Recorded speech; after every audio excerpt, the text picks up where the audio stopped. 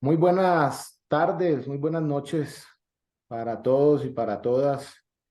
Eh, Agradezco la invitación a Asmedas para poder venir y estar hoy compartiendo con ustedes sobre un tema que es de coyuntura política y económica nacional, como es la discusión del Plan Nacional de Desarrollo.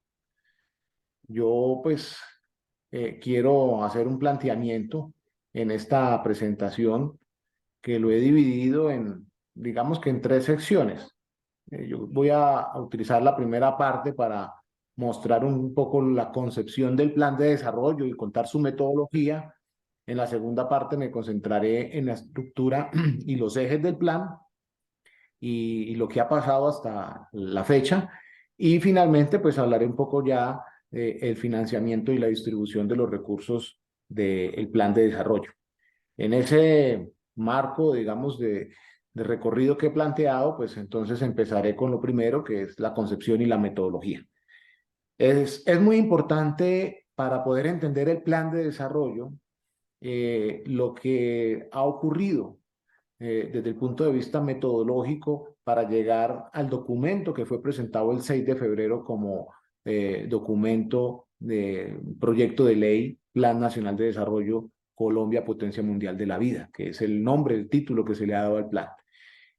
Pues esto arranca naturalmente que con el plan de gobierno, con las propuestas del candidato Petro en su momento, que luego con su posesión el día 7 empieza a correr un tiempo porque estamos en el tema del plan de desarrollo, vale decir, estamos ante una ley, ante un procedimiento legislativo que tiene una norma específica que lo determina y por lo tanto tiene unos tiempos específicos. Lo voy a ir explicando en la medida que voy mostrando la cronología. A partir de la posesión del presidente el día 7 de agosto, su equipo de planeación construye una metodología y el primer componente de esa metodología, por llamarlo de alguna manera, fueron los diálogos regionales vinculantes. Se realizaron 51 diálogos regionales vinculantes. Eso se extendió más o menos entre agosto y diciembre del año pasado. Y al culminar esos diálogos, pues eso dejó un documento que todo el mundo conoció, que se llamó las bases del Plan Nacional de Desarrollo. Esas bases, que era un documento de alguna manera que construía, empezaba a construir lo que después serían los ejes, ese documento llamado bases da una perspectiva novedosa en la planificación económica en el país. Ya uno, por ejemplo, entonces en noviembre, diciembre, al leer las bases del Plan Nacional de Desarrollo, sabíamos que estábamos entonces ante un proceso diferente de la planeación en Colombia. Y digo diferente porque una de las grandes críticas que se ha hecho a la planificación es que se ha planificado el país y el desarrollo desde el nivel central. Entonces, desde Bogotá y desde Planeación Nacional y desde las oficinas, por decirlo de alguna manera también, se construía lo que debería ser los ejes estratégicos de un plan de desarrollo. En este caso no fue así. En este caso, pues digamos que hubo unas reuniones en las regiones. No con ello, tampoco quiero decir que antes no se hiciera, antes se hacían, pero no necesariamente se vinculaban todas esas ideas dentro de lo que termina siendo estas bases y lo que ahora pues estamos discutiendo en el Congreso como Plan Nacional de Desarrollo. Entonces se construyen las bases, eso va a unas discusiones también del Consejo Nacional de Planeación, eso va a las discusiones con también algunos expertos. Después viene en enero, entre diciembre, enero, unas audiencias que tuvo el gobierno con los gobernadores. Se hicieron también unas consultas a las comunidades indígenas y a comunidades afro. Y después de todo esto, pues va naturalmente que al equipo de gobierno, a una reunión de gabinete, y es allí donde entonces sale ya el proyecto de ley consensuado por el equipo de gobierno y se radica el 6 de febrero en el Congreso de la República. Entonces, ¿qué se termina radicando? Se termina radicando en síntesis las propuestas del presidente en consonancia con lo que se recoge en los diálogos vinculantes, en lo que se recoge con los gobernadores, en lo que termina recogiéndose con los ministros, y todo eso en un complejo equilibrio, que también hay que decirlo, eso es un complejo equilibrio es lo que termina radicándose. Esa es la forma metodológica. Ahora ya entraremos un poco a mirar cómo se llega a ese complejo equilibrio y cómo se termina estructurando el Plan Nacional de Desarrollo.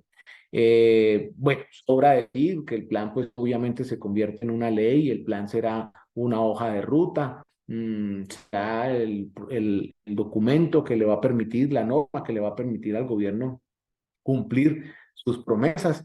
Y aquí es importante también decir entonces lo siguiente, a partir del 6 de febrero corren 90 días calendario para la aprobación del plan.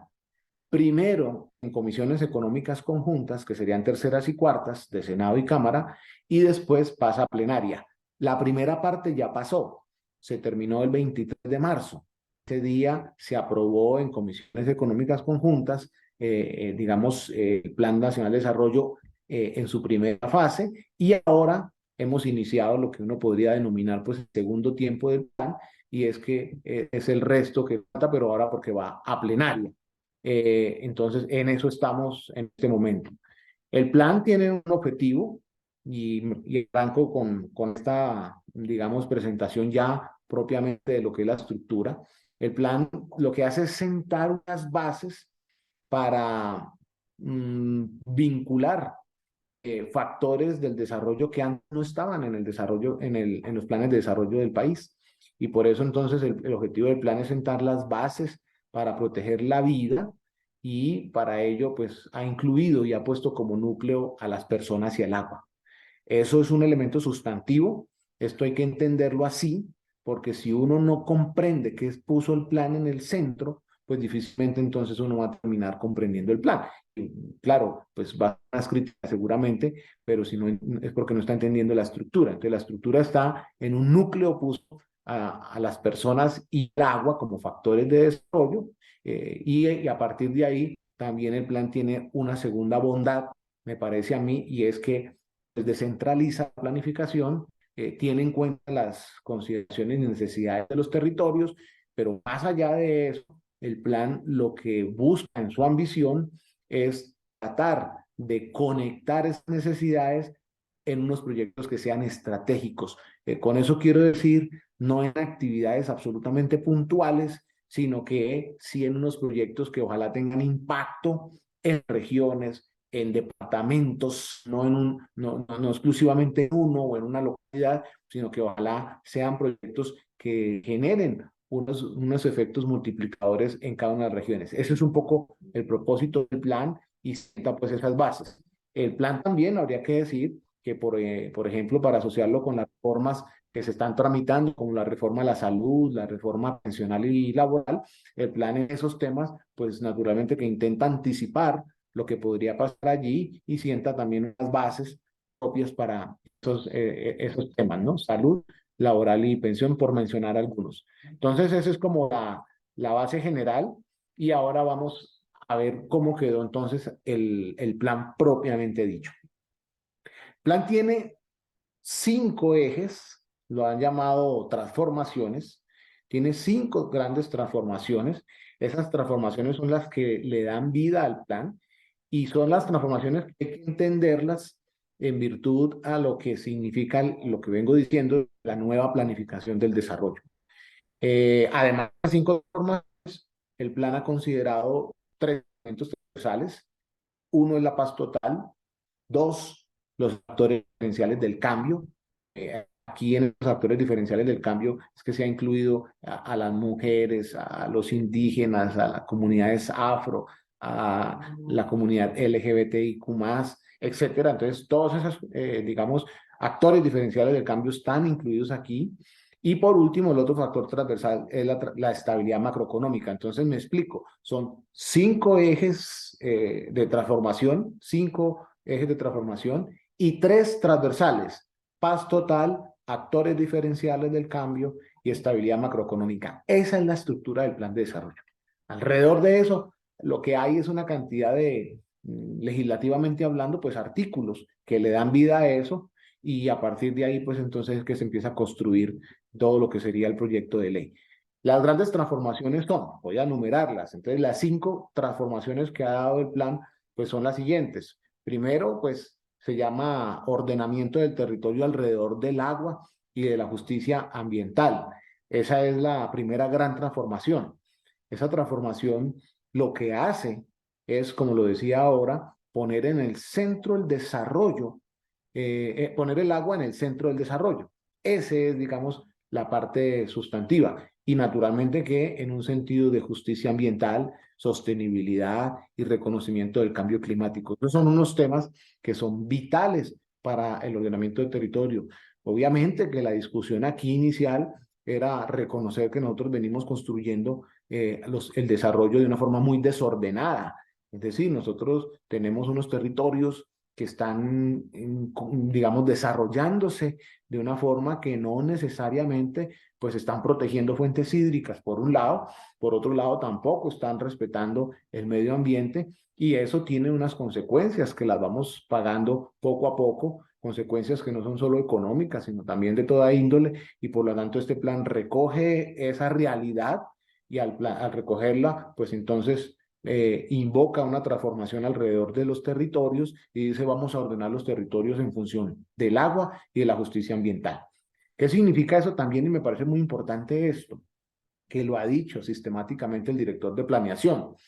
Es reconocer, por ejemplo, lo que significan los ríos y las fuentes hídricas en el desarrollo y más allá que en el desarrollo, digamos, en la vida cotidiana de las personas. Yo me atrevería a decir que para nosotros los ríos vienen siendo solamente esas líneas azules que pintamos en los mapas, un poco para hacer gráfico, pero que muy poca conciencia hay alrededor de los ríos. Y los ríos que nos van atravesando territorios, los ríos que nos van atravesando departamentos, pues imaginémonos el Magdalena, el Cauca, entre otros, pues esos ríos, naturalmente que lo que le está pasando, por ejemplo, a ese río en su desembocadura en el Caribe, por ejemplo, mirando el Magdalena, pues tendrá que ver todo lo que ocurre con río arriba. De tal manera que si ese río es contaminado en alguna de sus tramos, pues la contaminación va generando unos problemas aguas abajo y eso tiene que ver con el desarrollo. Pues eso es lo que recoge el plan y entonces por eso es que hay que discutir temas como la limpieza de los ríos, habrá que discutir temas como el aprovechamiento de esas fuentes hídricas para el consumo humano, para la producción misma. Yo voy a dar un dato que a mí me sorprendió el día que me correspondió hacer un trabajo de desarrollo económico en el Valle de la Aburrá y tuve a cargo un componente, bueno, tuve a cargo ese componente del desarrollo económico, pero me sorprendí cuando, por ejemplo, evidenciábamos que más o menos el 92% del agua que consumen los 10 municipios del Valle de la Aburrá es agua que viene de municipios que están por fuera del Valle de la Aburrá. Esto en la discusión política, pues lo que estoy planteando es que entonces los alcaldes del Valle de la Aburrá no tienen ninguna posibilidad ni competencia para hacer gestión hídrica de esas fuentes, porque son competencias de los alcaldes de esos municipios. Y pensemos en los municipios del norte y pensemos en el oriente antioqueño. Por lo tanto, el 92% de dependencia que tiene el Valle de la Aburrá, eso es lo que significaría o se llama técnicamente una dependencia funcional hídrica que tiene esa región, que son 10 municipios, es el área metropolitana más importante del país y tiene una dependencia hídrica de otros municipios, pero en los planes de desarrollo de esos municipios, cuando uno los revisa, uno no encuentra que estén ordenando el desarrollo alrededor del agua. ¿Significa eso entonces que suponen que tendremos agua per secula seculorum? Y ese creo que es un error gravísimo en la planificación, error que se corrige en el Plan Nacional de Desarrollo. Entonces ese es un componente importante de transformación, repito, llamado ordenamiento del territorio alrededor del agua y la justicia ambiental. El segundo eje de transformación se llama seguridad humana y justicia social. Esa seguridad humana y justicia social, pues tiene que ver con recoger todo el rezago de la política social y la deuda histórica que hay para generar un crecimiento social y económico en las condiciones que se pregonan pues, de igualdad, de la misma justicia. Por lo tanto, este es el componente en donde se trata de corregir problemas estructurales que tienen que ver con las garantías de derechos. Entonces, aquí, por ejemplo, están condiciones de pobreza, de superación de la pobreza. Aquí tiene que ver con algunos asuntos, por ejemplo, de acceso a una conectividad. Aquí hay componentes, por ejemplo, de educación. Y aquí también hay alguna dimensión que tiene que ver con lo que este gobierno ha denominado la economía popular. Entonces, esos son algunos de los elementos que hacen parte de la seguridad humana y la justicia social. La seguridad humana tiene que ver con un reconocimiento de derechos, tiene que ver con entregarle a la sociedad unos sistemas de protección, que la sociedad se sienta protegida por el Estado y asimismo vamos creando, digamos, nuevos lazos.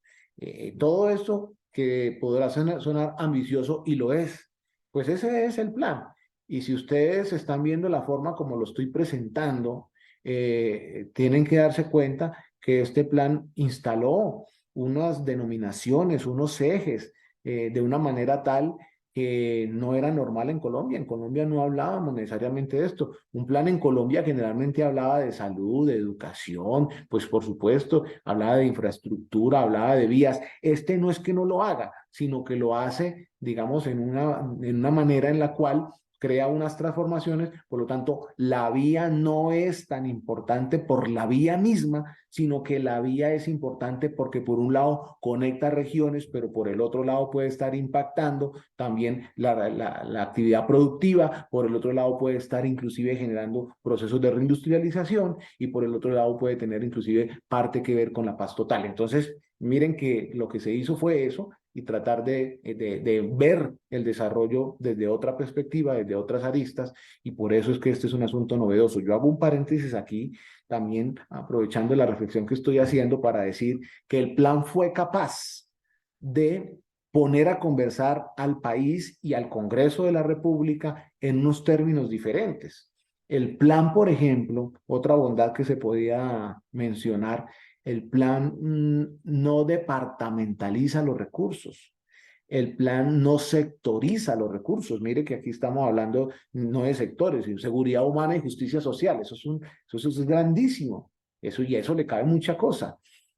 Por lo tanto, el plan no sectoriza ni departamentaliza. Eso es bueno porque entonces los congresistas, por ejemplo, en la discusión del proyecto de ley, pues no estarían inclinados a mirar cuántos recursos tendrían que llevar a su región, estrictamente hablando, sino que ahora van a tener es cuántos recursos en el marco de una presentación general van a tener que sí llevarse a su región, pero no para educación y para salud, sino para ver cómo impactan, por ejemplo, temas de desarrollo económico, temas de actividad productiva, temas de justicia social, temas de paz, etcétera. Entonces, esa es la forma como el plan fue capaz de poner a conversar a los congresistas. Y no solo eso, sino que a veces, muchas veces los recursos, y lo vamos a ver ahorita en la mención general de los proyectos que trae el plan intenta que un proyecto beneficie a 2 o 3 departamentos, obliga que entonces los congresistas que representan esas regiones tengan que conciliar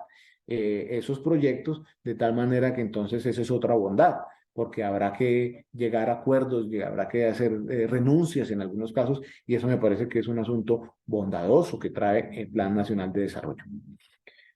La, la otra transformación, la tercera, tiene que ver con el desarrollo humano a la alimentación. Las regiones más apartadas tienen unos gravísimos problemas de abastecimiento de bienes básicos, y no solo esas regiones, también las grandes ciudades. Pues esa es otra dependencia que tenemos en el Valle de la Aburrá. Tiene dependencia hídrica, por un lado, como lo expliqué, pero también tiene dependencia de alimentos. Los alimentos que llegan al Valle de la Aburrá, todos debemos saber que vienen de otras regiones del departamento, pero incluso vienen de otros departamentos. O sea, tenemos una dependencia funcional de otras regiones y de otros departamentos. Y eso, pues difícilmente uno podría decir que va a construir cualquier desarrollo, cualquier idea de desarrollo, desconociendo esa dependencia. El plan lo recoge y el plan lo que intenta entonces es empezar a enfrentar los altos niveles de inseguridad alimentaria que tiene el país, los bajos niveles de productividad agropecuaria. Todos esos componentes están aquí ¿sí? Lo que antes pudo haber estado en un componente agrícola o agropecuario, hoy está en un eje que se llama desarrollo humano a la alimentación, y allá tenemos entonces el agro, pero allá también tenemos conectividad, allá posiblemente tenemos vías, allá tenemos inclusive la conectividad aérea, fluvial, etcétera, que por ahí es donde se mueven inclusive los alimentos también. Entonces, por eso es que, por eso decía ahorita que la vía no era la vía per se, sino era la vía en función de unas transformaciones para las regiones. Ese creo que es la forma de empezar a ver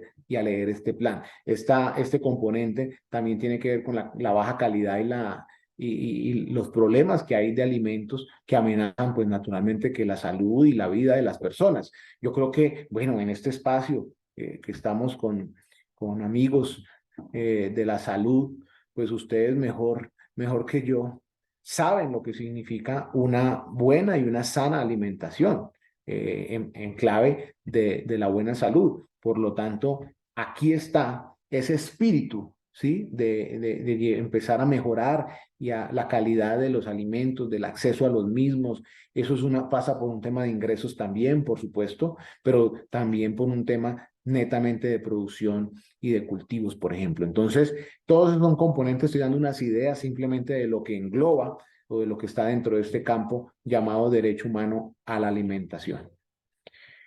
El cuarto componente de transformación se llama transformación productiva, internacionalización y acción climática. Este es la transformación que tiene que ver con la lucha del cambio climático, lo que después uno podría empezar a denominar la transición, por ejemplo, por un lado la transición energética, pero por otro lado también la búsqueda de nuevas alternativas de energías para la producción, lo que tendría que ver también con unos asuntos, por ejemplo, como el problema que tiene el país para frenar procesos de contaminación, deforestación, etcétera. Y todo esto, digamos que son los componentes que están dentro de este eje. Aquí está el reconocimiento de la dependencia energética y lo que eso significa para la economía del país. Pues todos sabemos que nuestra economía en procesos de exportación está dependiendo del sector primario, del sector de fósil, de economía fósil, y por lo tanto entonces tenemos unas exportaciones que más o menos, más del 50%, entre un 50 y 70%, pues pueden ser exportaciones de petróleo y carbón. Y ahí vendría la pregunta, y es qué más podemos hacer para depender menos de esos productos y empezar a girar la economía hacia pues unos bienes que a nosotros nos permitan diversificar la oferta exportable. Eso sí, eso es internacionalización, pero eso también es transformación productiva, etcétera. En este componente está el tema de la reindustrialización. Habrán escuchado al gobierno hablar de lo que significa reindustrializar el país. Entonces, es aquí donde hay algunos elementos sobre cómo reindustrializar, cuáles son algunos sectores que podrían un poco fortalecer esa reindustrialización. Hemos visto el mismo plan, plantea, por ejemplo, que se puede pensar en el sector aeronáutico y es cierto, lo conozco muy bien, lo trabajé. Ahí hay unas oportunidades para el país, pero particularmente para la región, para Antioquia y para el Valle de la Aburrá. Creo que ha estado a espaldas y no se ha dado cuenta el Valle de la Aburrá lo que tiene, el potencial que tiene en ese sector. Pero si hoy el Valle de la Aburrá y el departamento quisiera alinearse con la agenda de reindustrialización del país, me parece que el sector aeronáutico le podría servir como un eje potencial. El otro sector que podría estar dentro de la reindustrialización es el sector de astilleros. Ese es un sector pues muy fuerte, naturalmente que en la costa, en Cartagena, por ejemplo, aunque está todavía muy desordenado, es muy informal, y hay mucho por hacer en el sector, pero es un sector que podría ser clave para procesos de reindustrialización. Pero bueno, uno se lleva también sorpresas, y es que hay regiones que también están trabajando el tema de astilleros y no necesariamente están a borde de mar, sino que están en el interior del país, como es el caso de Manizales. Manizales es un departamento, una ciudad, pero pues hablo del departamento de Caldas, que tiene, digamos que una potencialidad y ya viene trabajando en ese sector. Antioquia también tiene potencialidades, pero como le pasa con el tema aeronáutico, todavía no se ha percatado de ello. Entonces hay dos sectores de reindustrialización, aeronáutico, astilleros, el turismo también se considera un sector clave aquí, entre otros. Entonces estos son algunas ideas de lo que significaría el eje de transformación productiva, internacionalización y acción climática. El último eje es el eje de convergencia regional. A mí este eje me gusta bastante porque es el eje que reconoce las desigualdades de desarrollo que hay entre las regiones. Mm, Planeación lo ha planteado muy bien, el director lo ha planteado muy bien. Él dice que sorprende, por ejemplo, el nivel de desarrollo de Antioquia al lado del Chocó. Entonces, ¿cómo hacemos para que haya menos brecha entre esos dos departamentos, para citar un caso normal? Entonces habrá que buscar una convergencia regional. ¿Cómo hacemos para que haya una especie de relación, una forma de colaboración que permita pues, cerrar esas brechas que son brechas vergonzosas? Lo mismo nos ocurre cuando lo vemos a nivel municipal. Habrá un municipio X y un municipio Y que inclusive pueden ser municipios que están juntos, pero los niveles de desarrollo son diferentes. Y otro componente muy importante aquí, otra razón de este eje de transformación, es que reconoce que las regiones no las podemos estudiar como islas, o los municipios no los podemos estudiar como islas. Me explico, que yo no puedo explicar el desarrollo económico de Medellín sin conectar con Envigado, con Itagüí, con La Estrella, Sabaneta, Bello y Barbosa, por ejemplo. Desde el punto de vista de que la gente vive en un lado y trabaja en el otro. Entonces, yo no puedo explicar el desarrollo de Medellín sin, por fuera o sin incluir a los demás. Y viceversa, y difícilmente será explicar el desarrollo de Envigado o de Bello o de Barbosa y Girardota sin tener en cuenta lo que significa también los otros. Entonces, ese es un reconocimiento muy importante porque cuando se analiza de esa manera, las variables, los elementos cambian y las perspectivas naturalmente que cambian en función de lo que se esté pensando sobre el desarrollo. Entonces, este es el eje de convergencia regional. Aquí lo que se busca es ampliar oportunidades para las regiones. Aquí lo que se busca es reconocer pues, el bajo relacionamiento que hay entre territorios y poblaciones, los problemas de conectividad. Aquí vuelven a aparecer seguramente algún tema de vías, ¿no? Problemas, o sea, no tenemos, por ejemplo, una buena vía entre Medellín y Quibdó, por ejemplo. Entonces, ese tipo de cosas podrían llevar a que haya una mejor convergencia. También en el tema de conexión aérea, fluvial, marítima, donde sea el caso, etcétera. Por lo tanto, entonces, todos esos son componentes que hacen parte de este tema de este eje de promoción de convergencia regional. Esos son, digamos que los 5 ejes de transformación. Ahora me voy a referir a los que son transversales, rápidamente. El primer transversal, pues es el tema de la paz total. La paz total es un programa, además, es una bandera de este gobierno y me parece que tiene parte de un reconocimiento que es muy importante y es que por lo menos la paz total reconoce que el país ha hecho unos acuerdos con actores específicos, pero esos acuerdos pues no se han cumplido a cabalidad. Entonces, esta paz total recoge esa realidad y desde ahí construye lo que pues, sería una agenda para la paz total como en sí. Por ejemplo, también reconoce las dificultades para el cumplimiento de lo pactado. Y hay dificultades institucionales y hay de toda índole. Entonces, todo esto lo recoge la paz total. Esas dificultades y el no llevarse a cabo lo acordado, pues va minando un poco la confianza en procesos, en ese proceso y en cualquiera de aquí en adelante. Entonces, hay que tratar de corregir eso. Y tercero, pues esta paz total también, digamos que reconoce a unos actores más allá de lo que pues normalmente el Estado ha reconocido o con quienes el Estado ha tratado de establecer esos acuerdos de paz. Por eso entonces aquí hay unos actores, digamos que han sido, son no, diferentes a los que pues veníamos usualmente encontrando en un proceso de paz en el país. La Paz Total también reconoce que el país, pues digamos que si bien ha mejorado en algunos indicadores asociados a esto, como pues las personas que han dejado las armas y algunas tasas de homicidios, pues La Paz Total reconoce que aquí pues no se ha garantizado la disminución de la violencia en sí misma y entendiendo violencia en su sentido más amplio. Entonces, eso es un reconocimiento y por lo tanto es mucho más ambicioso este proceso frente a los que hemos tenido hoy. La Paz Total intenta también, por ejemplo, combatir y hace esfuerzos por combatir el narcotráfico, pues como una fuente de financiación de todos los grupos armados. Por lo tanto, entonces, no era normal, pues digamos, que estuviese en el centro de la discusión el tema del narcotráfico como un asunto de la agenda propia de la paz.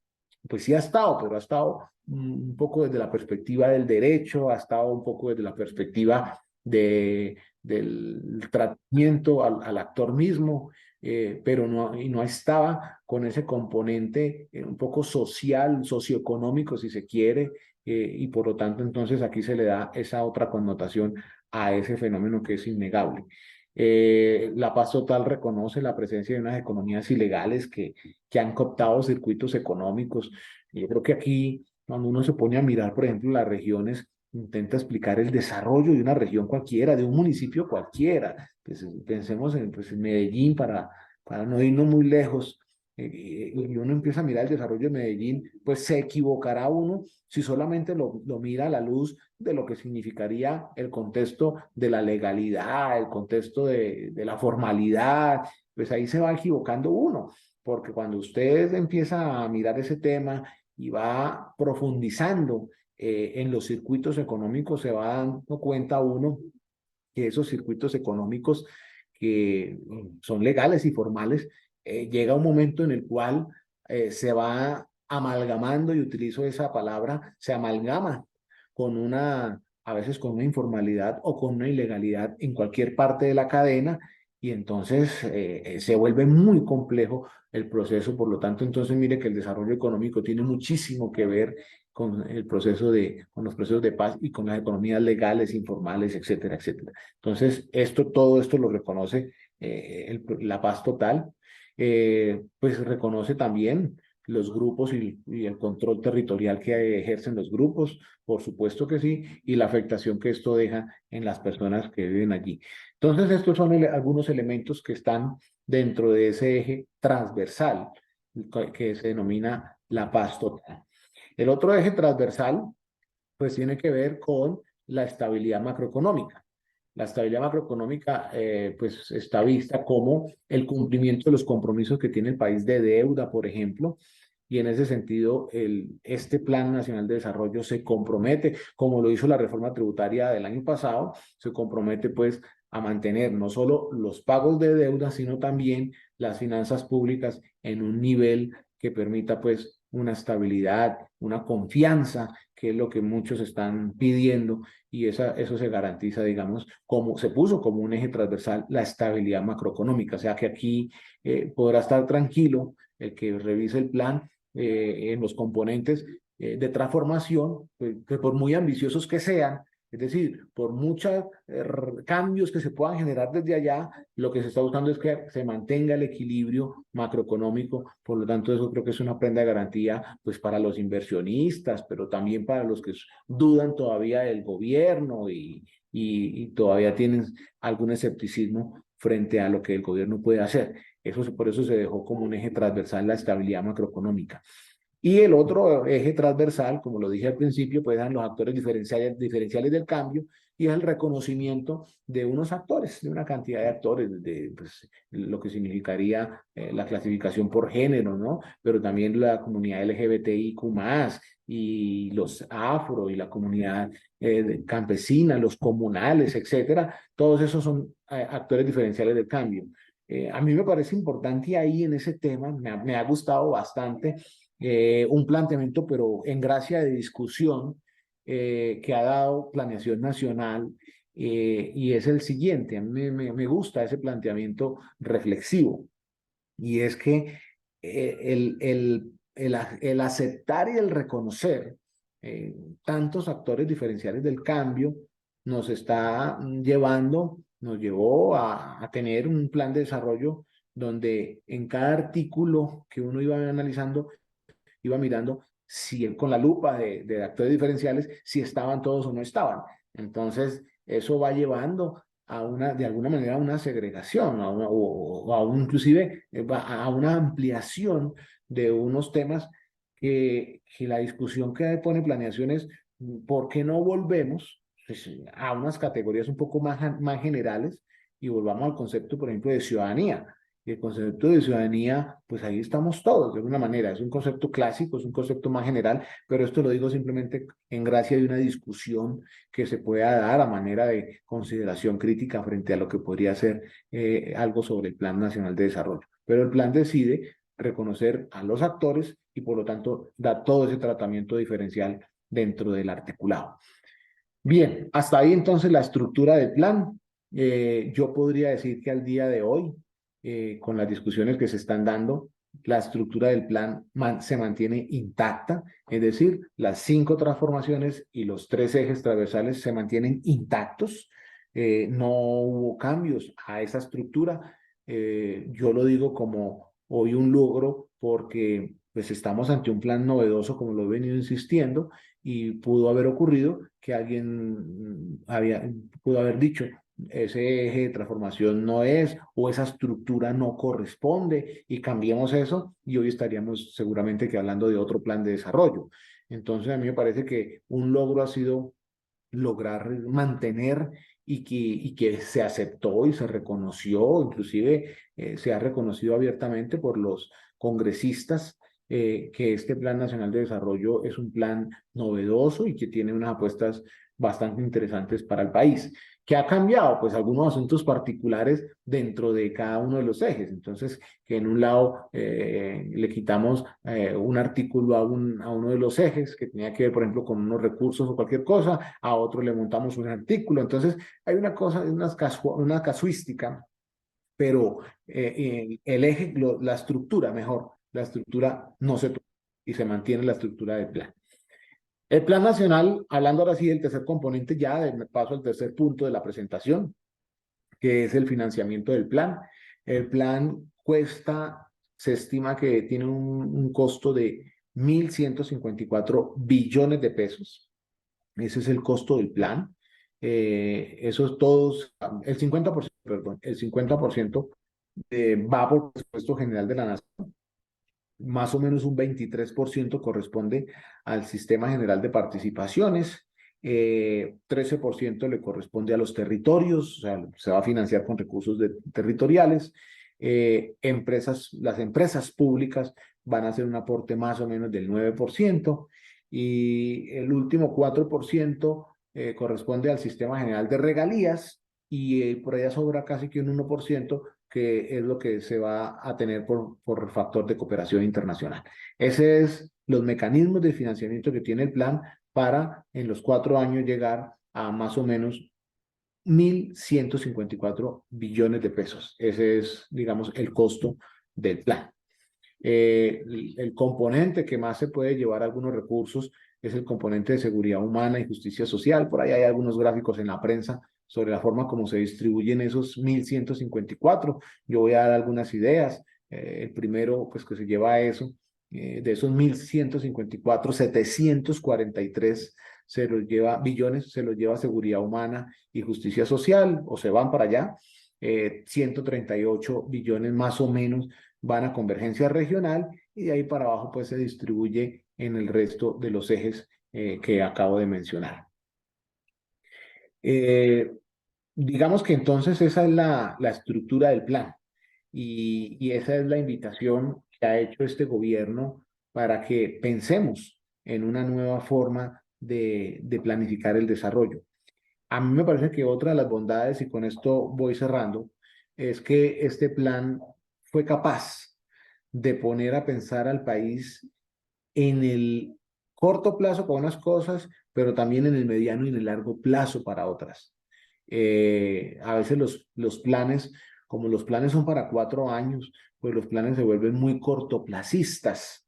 Y como los gobiernos vienen interesados en mostrar resultados rápido, entonces se vuelven absolutamente cortoplacistas. Eso impide o limita tener una planificación de largo plazo, tener unas ideas de largo aliento y por lo tanto dificulta a veces la planificación un poco más estructural. Este plan, digamos que no recorre esa vía.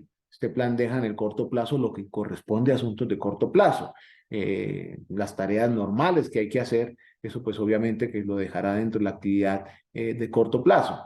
Pero también hablar de trenes, por ejemplo, como lo hace el plan habla de red férrea, por ejemplo, eso es novedoso y eso no es de corto plazo.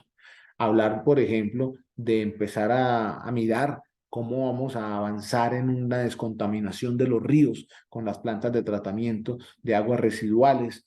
Esos son asuntos que desbordan posiblemente los 4 años. La misma transición energética desborda el gobierno.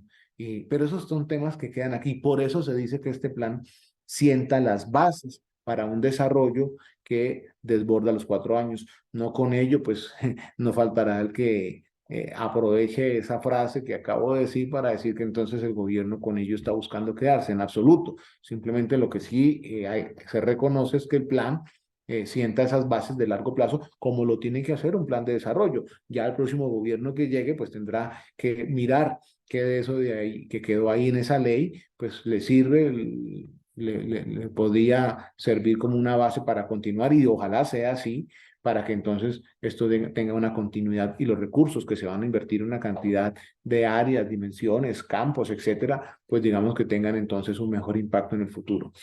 Esos son entonces los asuntos del Plan Nacional de Desarrollo. Yo quisiera terminar con un par de reflexiones, por ejemplo, enfatizar sobre la importancia entonces de que este plan no, no piensa el país desde el centro, no piensa el país desde Bogotá. Cuando uno mira, por ejemplo, los proyectos que quedaron incluidos en el Plan Nacional de Desarrollo, los proyectos uno se da cuenta que son proyectos absolutamente regionales y que difícilmente hubieran sido pensados en una oficina de planeación en la 26 en Bogotá. Por lo tanto, entonces este plan sí fue capaz de recoger esas iniciativas territoriales y ese creo que es un asunto muy importante dentro de la configuración de este Plan Nacional de Desarrollo y es poder recoger esas ideas e incorporarlas. Por ejemplo, hablar de un tren en Antioquia o hablar de un tren en el Pacífico, eso no es propiamente una idea de planeación, eso fue una iniciativa de organizaciones, de instituciones, de autoridades locales y de esa manera entonces se fue construyendo. Y la segunda reflexión que quiero dejar es que este plan me parece a mí que fue capaz de instalar nuevos debates en el país. Este plan fue capaz de poner entonces una nueva conversación sobre el desarrollo en el país. Este plan puso al país a hablar de economía popular. Este plan puso a hablar de lo que significaría, por ejemplo, conexiones viales, infraestructura. Este plan fue capaz de poner a hablar al país sobre lo que significaría el agua como fuente y factor de desarrollo. Eso no era habitual y me parece que eso es un asunto para destacar. Entonces, bueno, con estas consideraciones, con esta presentación general, pues yo les agradezco infinitamente la oportunidad que me han dado y la invitación que me hicieron para venir a conversar de una manera general sobre el Plan Nacional de Desarrollo, Colombia Potencia Mundial de la Vida. Muchas gracias.